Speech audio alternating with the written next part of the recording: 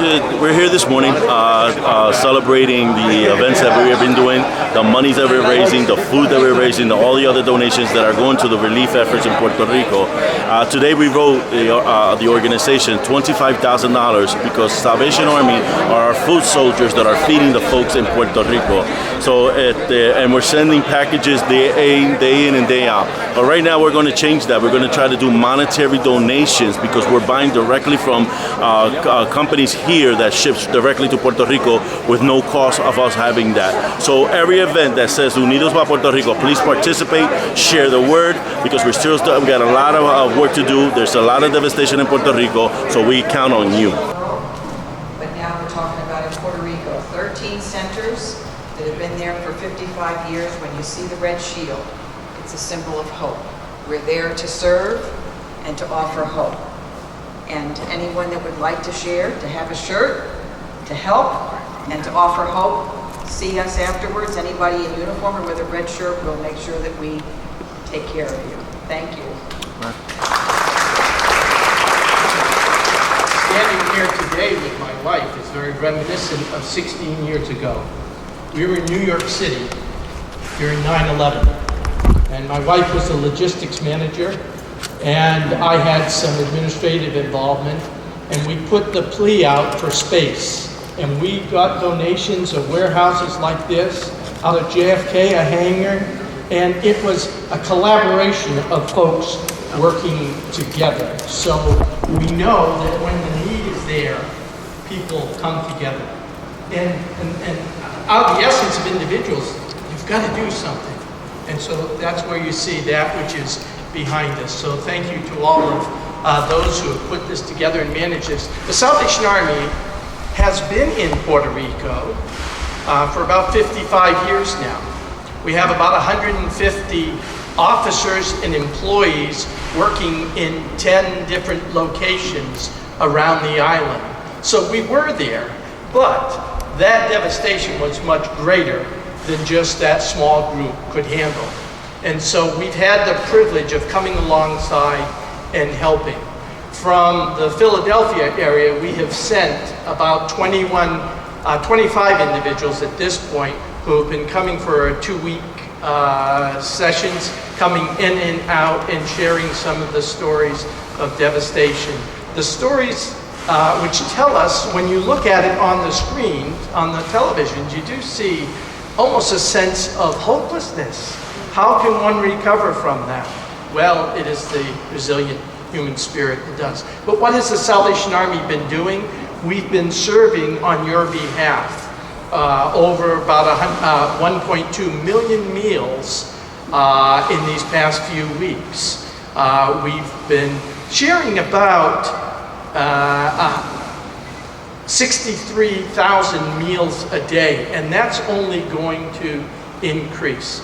We know in that area about 85% of the electricity has not been restored. There's about, I think, only 26% of cell phones. Very important. These things have become part of our lives, hasn't it? To be able to communicate and to let folks know back here that we're okay. Resources have come from all over the United States, so you should know that you're part of something larger on the field there. And again, it's the partnership and collaboration of folks working together. We have shared packets with other statistics out there for bottled water. You're seeing some over here. And we're going to be sending a couple containers out today. But it takes a while for these containers to get there, friends.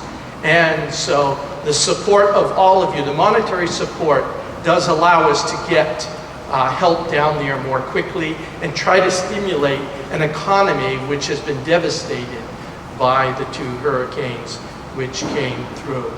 I'm going to close in just a moment because I think there are some questions and other things to take place, but I did want to say thank you to Reverend Bonnie. Now, I am the envy of every politician in this city, in this state, because whenever I go visiting, when we've been up in Harrisburg, who has been my right-hand person? Reverend Bonnie, and her heart beats for people in need. And so, Bonnie, I just want to say publicly, thank you for all the work that you have done today. God bless you.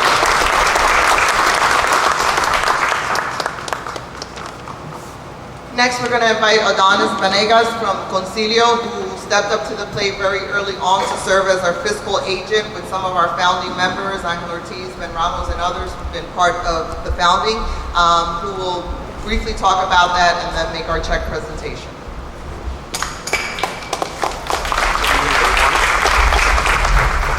Concilio is our obligation and duty to be a part of this initiative. We were starting early on, and we're just one representative of, as has been mentioned here, over 30 organizations, dignitary community activists that came together when it was a time of need. And we've been responsible and in making sure that the money collected has been appropriately allocated, and we will continue to be transparent as to what our goals and agendas are to ensure that the money that we've collected from everybody goes to where it's most impacted. We've been able to collect small donations as little as $1 from people coming into our office, saying they wish they can do more, but this is their contribution, to as much as $7,500 that we just received yesterday from a local church.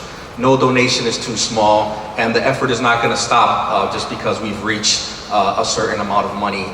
The long-term goal is to continue to collect funds so that we can address the needs, not just the immediate needs, but the longer-term needs. In a little over 3 weeks, this committee, UnidosPaPR, and all of its partners have been able to accumulate over $120,000.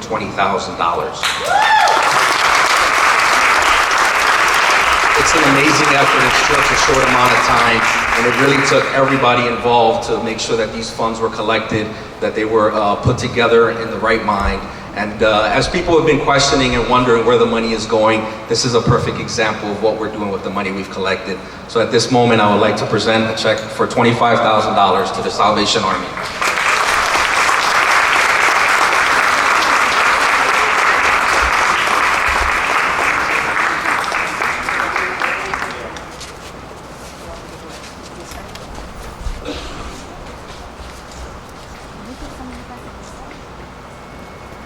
Here we go.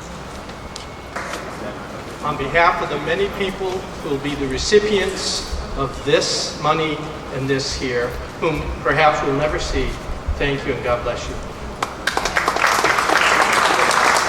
In addition to the $25,000 direct contribution to Salvation Army, the advisory board, along with the members, have been working about identifying what are the key products we can get. Representative Cruz has been talking to the government of Puerto Rico, and we decided that we were going to invest another $25,000 in hand sanitizing products, some batteries, water filtration systems, and some of these solar lighting mechanisms that we're working along with PICO to purchase. So in addition to that $25,000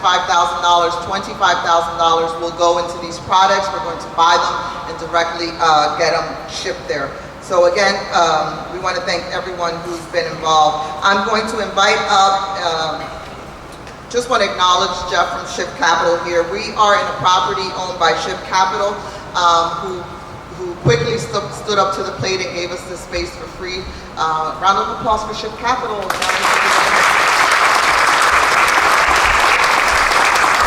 And Ship has the pleasure of being in my district, in Cruz's district, in the Senator's district. We all claim Ship Capital, so thank you all very much. So I'm going to invite Daniel Bradley from the Office of Emergency Management. There have been some recent developments, some that Joanna shared with us at our meeting on Friday, but as early as today, some new developments, and we want them to share it with us.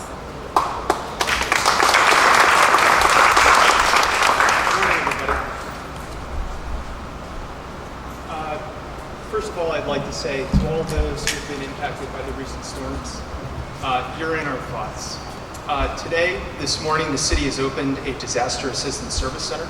It is located in the Hasse facility on 167 West Allegheny Street. We thank them for their support of this space. The purpose of the Disaster Assistance Service Center is to connect those who have been impacted by the hurricanes and are now in Philadelphia to FEMA services, as well as a variety of city, and other service provider resources. Really, this is our touch point for those that are here in Philadelphia displaced by the storms that are in need. That center will operate from 9 to 3 daily, and will remain open as long as we assess there is need. Really, our motivation for doing this is we know there are folks in the community that have been impacted. We know that they're here. We want to provide essential space so we can begin that recovery process. Again, the primary focus of this center is to connect folks immediately to FEMA individual assistance. That's monetary support for those who have had homes damaged and lost property. That's really going to kickstart their own recovery process, and we want to help facilitate that. So we have computers, interpretation services. We have a variety of other services we are offering there, including loss medication support, everything down to school enrollment if folks are going to be here for a while. The one thing we ask that we cannot do at this center is process any donations. We ask that you bring them here. Thank you.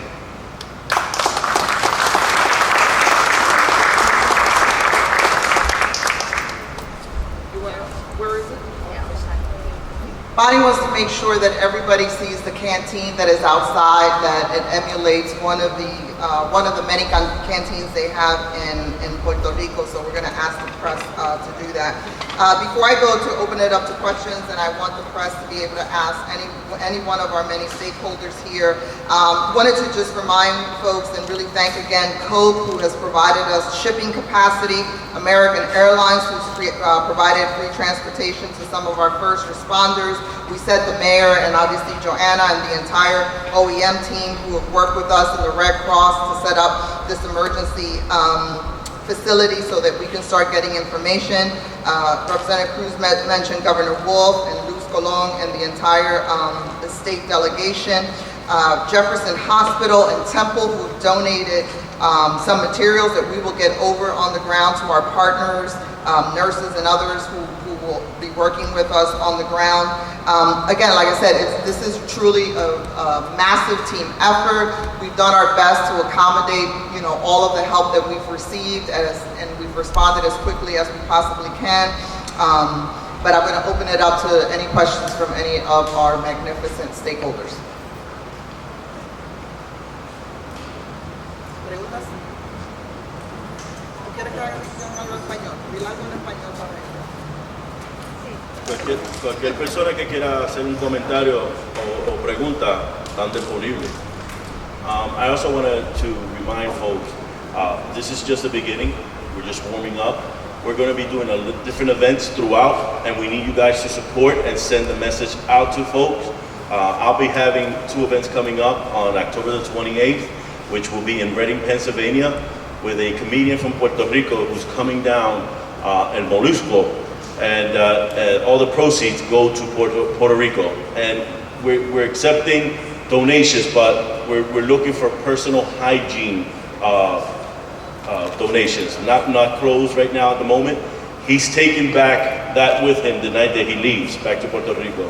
And I'm doing a salsa night at Dimensions nightclub, and all proceeds go to Concilio for this effort, and other folks are doing activities. So you want to participate, you want to do an event, please share with us so we can keep sharing and getting people. This is the best way of giving donations and putting your a little grain of salt into the mix. And it's very, very important that we do this, because we're not sending stuff back to Puerto Rico. We're getting the monies and buying it from here, and they ship it directly to Puerto Rico. So please continue to help. We need all the help. Puerto Rico counts on us. I just have a question. Does anyone of the officials here have heard when really the airports will be open, like the Arecibo, the Ponce, the Mayagüez airport? I just heard yesterday that Luis Muñoz Marin Airport was open, but then they lost electricity. Is there a truth to these rumors? Well, that's what I've been told. Yeah, they're open, but remember, everything is around emergency delivery, right? So we've been able to get some stuff over there through private flight plans, but most of the commercial stuff is limited. Even American Airlines is only leaving 1 flight in the morning and 1 flight returning from Philadelphia. So people have to get flight plan approvals to be able to land in the other airports. Because remember, we're asking FEMA and the government to step up So we also have to stay out of their way so they can get there quicker and get more boots on the ground. So it's a combination of stuff. So I do think, things are bad. They're very bad. The death count is rising quickly. We have a healthcare potential nightmare with the virus that's going around, with the stale water and stuff. It is our jobs to make people feel like we're going to get out of this and advocate publicly for the federal government to act. Everybody here is in agreement. The governor has asked for $4.6 billion in emergency relief allocation. We all need to get on the phone. People talk about a call to action. Call the congressional delegation. They need to give the governor money. Prior to Irma, his crisis budget was $15 million. He spends $15 million 15 minutes in Puerto Rico with what he has to do. I told her to say that, so whatever she said. Any other questions? Preguntas? We encourage the press to go around and talk to the wonderful volunteers. Everybody has a great story to tell about why they're here, who they're personally connected to. So let us not be the only voices, because everybody here who's a volunteer has a tia, tío, father, so please, thank you all for coming. Thank you. Thank you, Luz Cardenas and Grant for helping us put this together. Thank you. For this relief effort, asking everyone in the community to please help. We all have to row in the same direction. This is a nonpartisan issue. We're collecting all this stuff, but we're going to stop. We have like 30 more days to vacate this warehouse, but we're asking everyone to please go on the Concilio website, PayPal, or they can either go into Concilio and make your monetary donation. Thanks everybody for coming. This is a great help for Puerto Rico. We all need to chip in together and know that it is going to help and keep doing more. This is not the end.